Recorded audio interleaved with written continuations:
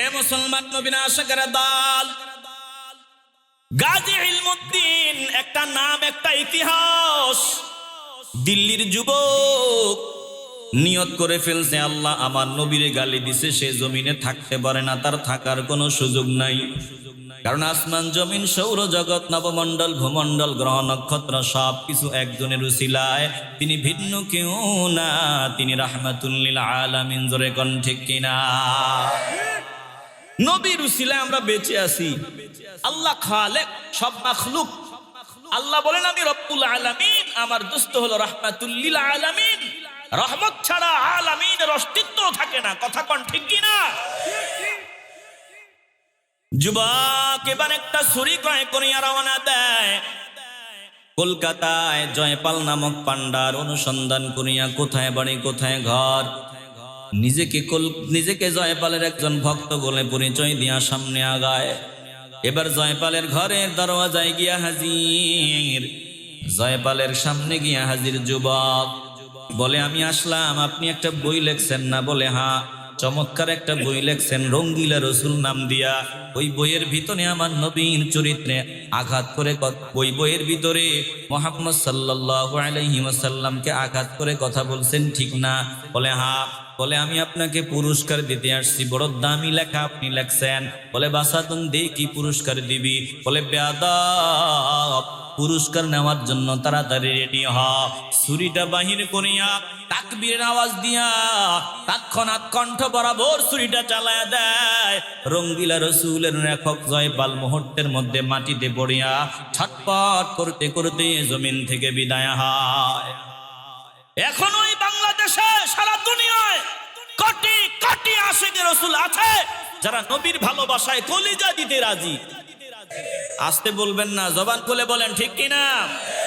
এ মুসলমান নবীর আশিকের দল, যদি প্রয়োজন হয় বাতিলদের বিরোধিতায়, যদি প্রয়োজন হয় আমার নবীর ইজ্জতে যারা হামলা চালায় তাদেরকে দাঁত ভাঙা জবাব দেওয়ার জন্য, কাফনের কাপড় মাথায় নিয়ে যদি ময়দানে নামতে হয়, যদি জীবন দিতে হয়, বলেন নবীর ভালোবাসায় প্রয়োজনে জীবন দিতে চাই কি চাই না? আসতে বলবেন না, কবুল করার মালিক আমার আল্লাহ। কবুল হলেই কপাল খুলিয়া যাবে রে বাবা। মরণ সময় মতো হবে, একদিন আগেও হবে না, একদিন পরেও মরণ হবে না। যতদিন হায়াত আছে, এক সেকেন্ড আগে দুনিয়ার কেউ আমাকে মেরে ফেলতে পারবে না। হায়াত না থাকলে কেউ আমারে রাখতে পারবে না। হায়াতের মালিক আমার আল্লাহ। নির্ধারিত সময় আমার মরণ হবে। বলেন এই মরণটা নবীর ভালোবাসায় হোক, আমরা চাই কি চাই না? এর কোন একা পুরুষের মতো মরিয়া লাভ নাই। মরতে যখন হবে আল্লাহ নবীর মহব্বতের মরণ চাই। কথা কোন ঠিক কিনা? এ মুসলমান নবীর আশিকের দল, বেশি লম্বা ইতিহাস না, বেশি লম্বা ইতিহাস না। শেরে বাংলা একে ফজলুল হকের সময়ের কথা বলতেছি। বললে ওই কলকাতার জয়পাল নামক এক পান্ডা আমার নবীর বিরুদ্ধে বই লেখলো, রঙ্গিলা রসুল নাম দিল। জঘন্য ভাষায় আমার নবীরে আঘাত করলো, নবীর চরিত্রে আঘাত করিয়া কলম চালাইলো, কথা বলল। মুসলমানরা আন্দোলনে ফাটিয়া, মুসলমানদের ভিতরে ক্ষোভ। কারণ মুসলমানরা আশিকে রসুলরা সব সহ্য করতে পারে, আমার নবীরে আঘাত করবে এটা সহ্য করতে পারে না। বলে যখন রঙ্গিলা রসুল নামক বই লিখলো, দিল্লির একজন যুবক জয়পাল নামক, দিল্লির একজন যুবক গাজী ইলমুদ্দিন, গাজী ইলমুদ্দিন মনে মনে সংকল্প করলো, ইচ্ছা করলো, নিয়ত করে ফেললো, আল্লাহ দুনিয়ার আদালতে তাদের বিচার হবে না, আমি আমার মনের আদালতে রায় দিয়ে দিলাম। জয়পাল আমার নবীর বিরুদ্ধে বই লেখলো, রঙ্গিলা রসুল নাম দিয়া, আমার নবীর চরিত্রে আঘাত করিয়া বাজে বাজে মন্তব্য করলো। আমার আদালতের রায় জয়পালের মৃত্যুদণ্ড। এটা তার আদালতের রায় না, এটা ইসলাম এটাই বলে আমার নবীকে যারা গালি দিবে একটাই সাজা, মৃত্যুদণ্ড। কথা কন না কেন? আমার নবীকে যারা গালি দিবে একটাই সাজা, সেটা মৃত্যুদণ্ড। কথা কন ঠিক কিনা? আর যদি এই আইন বাস্তবায়ন না হয় তাহলে আমরা বেঁচে থেকে কোনো লাভ নাই।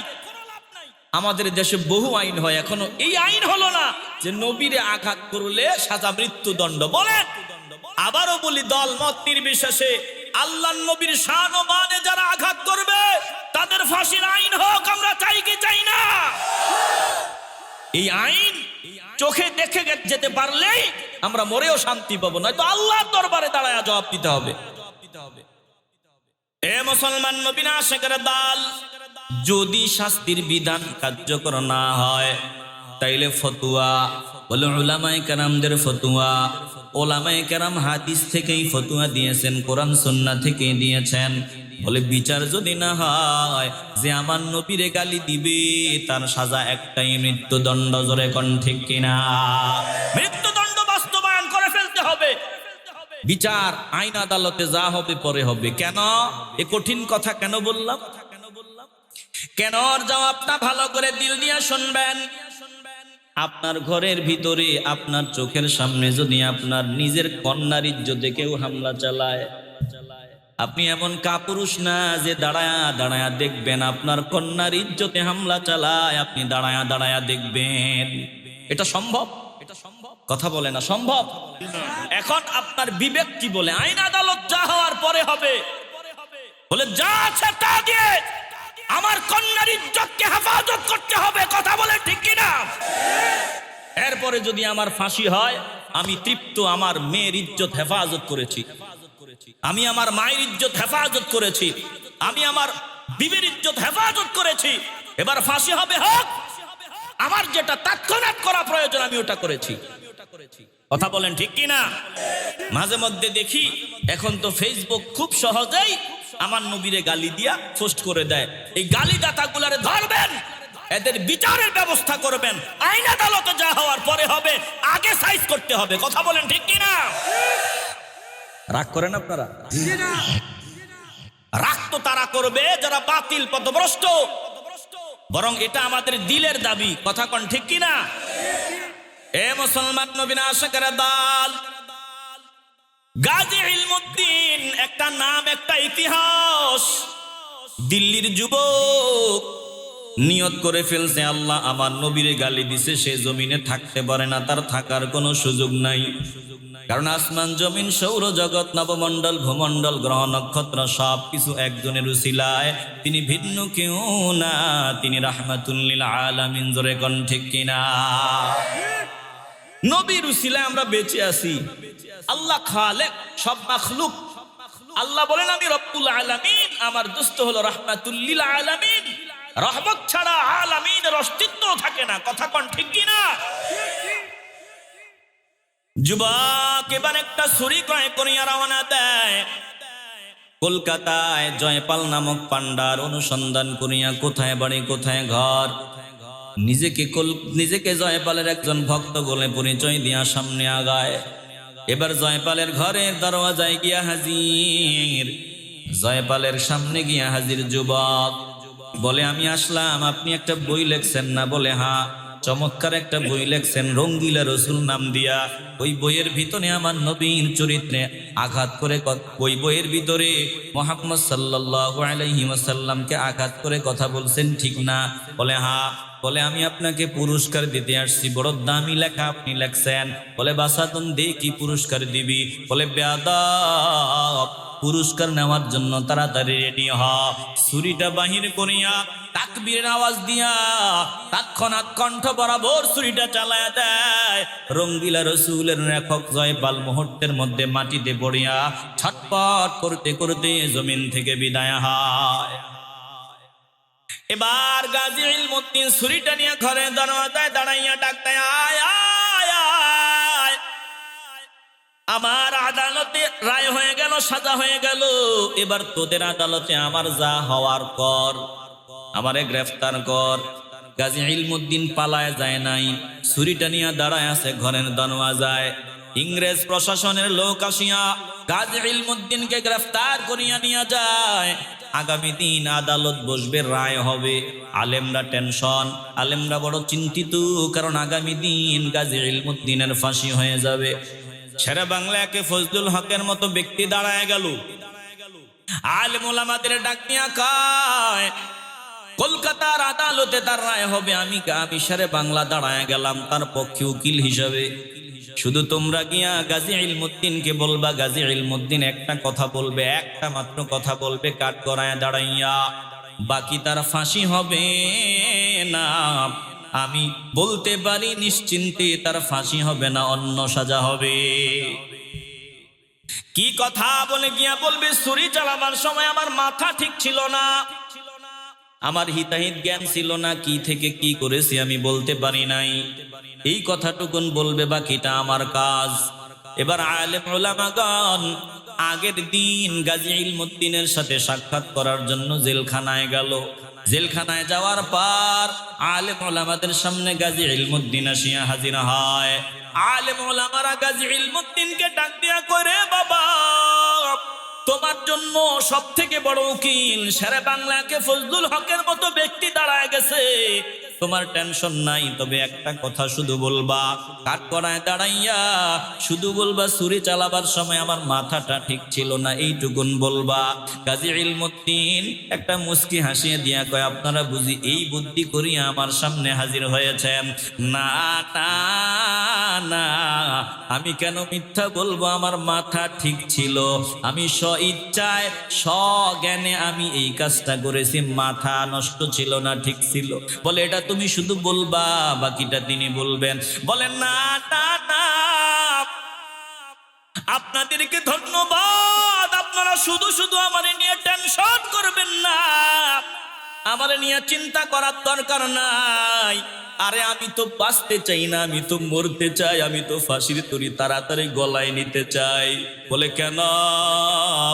বলে গতকাল রাত আমি রাহমাতুল্লিল আলামিনকে দেখেছি, আবু বকর ওমরকে দেখেছি, আমার জন্য ফুলের মালা দিয়া হাজির। আরে আমি তো রোজাদার, আমি রোজা রেখেছি, আমার নবী বলেছেন একসাথে ইফতার হবে, আমি তো আমার প্রিয়জনের সাথে মিলিত হওয়ার জন্য পাগল হয়ে আছি, আপনারা আমারে বাঁচাবার চেষ্টা করবেন না, আমি তো যাওয়ার জন্য উদ্গ্রীব হয়ে আছি, আপনারা শুধু শুধু চেষ্টা করবেন না। এ মুসলমান নবীর আশিকের দল, কসম আল্লাহর, নবীর ভালোবাসার প্রমাণ যদি দিতে পারো, দুনিয়ার মানুষকে মহব্বত করবা, প্রতিদান পাইবা না, কিন্তু আমার নবীর যদি মহব্বত করো 16 আনা প্রতিদান পাইবা। বলো আল্লাহর নবীর জীবনের চাইতে বেশি মহব্বত করতে চাই কি চাই না? বলে পরের দিন গাজী ইলমুদ্দিন কাঠগড়ায় দাঁড়ায় গেল, রায় হয়ে গেল। বলে গাজী ইলমুদ্দিনের পক্ষে সুন্দর যুক্তি উপস্থাপন করলো শেরে বাংলাকে ফজলুল হক। ডাক দিয়া বলল, বিচারক আমি আপনারা কেমনে বুঝাই মুসলমানরা আল্লাহর নবীরে কতটা ভালোবাসে, আমি কেমনে বুঝাই? যদি কোনো মুসলমানের সামনে তার মা বাবা সন্তানকে কেউ হত্যা করে, সে যেমন বসিয়া থাকতে পারবে না, আপনি যেমন বসে থাকতে পারবেন না। আপনার সামনে আপনার বিবিরে যদি কেউ আঘাত করে, সন্তানরে কেউ আঘাত করে, আপনি বসে থাকতে পারবেন না। বলে ও বিচারক আমি আপনারে কেমনে বুঝাই? মুসলমানরা আল্লাহ নবীরে নিজের মায়ের মতো ভালোবাসে না, বাবার মতো ভালোবাসে না, সন্তানের মতো ভালোবাসে না। মুসলমানরা আল্লাহ নবীর জীবনের চাইতে বেশি মহব্বত করে। এজন্য আল্লাহ নবীর কেউ গালি দিলে, আল্লাহ নবীর ইজ্জতে কেউ আঘাত করলে মুসলমানরা বসে থাকতে পারে না। বলে বিচারক শুনে নাই, রায় দিয়া দিল তার ফাঁসি, নির্ধারিত সময় ফাঁসি। গাজী ইলমুদ্দিন হাসতে হাসতে ফাঁসির দড়ি গলায় নিয়া কালিমায়ে শাহাদাত পড়তে পড়তে জমিন থেকে বিদায় হয়। এ মুসলমান ইমানদার, নবীর ভালোবাসায় যদি ফাঁসির দড়ি গলায় নিতে হয়, বলেন আমরা প্রয়োজনে ফাঁসির দড়ি গলায় নিতে চাই কি চাই না? ইমানের পথে অবিচল থেকে আমার মরণ যেন হয়, ইমানের পথে অবিচল থেকে আমার মরণ যেন হয়। তোমারই কাছে মিনতি আমার, তোমারই কাছে মিনতি আমার, মহামহিম দয়াময়। ইমানের পথে অবিচল থেকে আমার মরণ যেন হয়, ইমানের পথে অবিচল থেকে আমার মরণ যেন হয়। বলেন আমরা ইমানের পথে মওত চাই কি চাই না? আসতে বলবেন না, জবান খুলে বলেন চাই কি চাই না? আল্লাহ আমাদেরকে কবুল করুন, জোরে বলেন আমিন।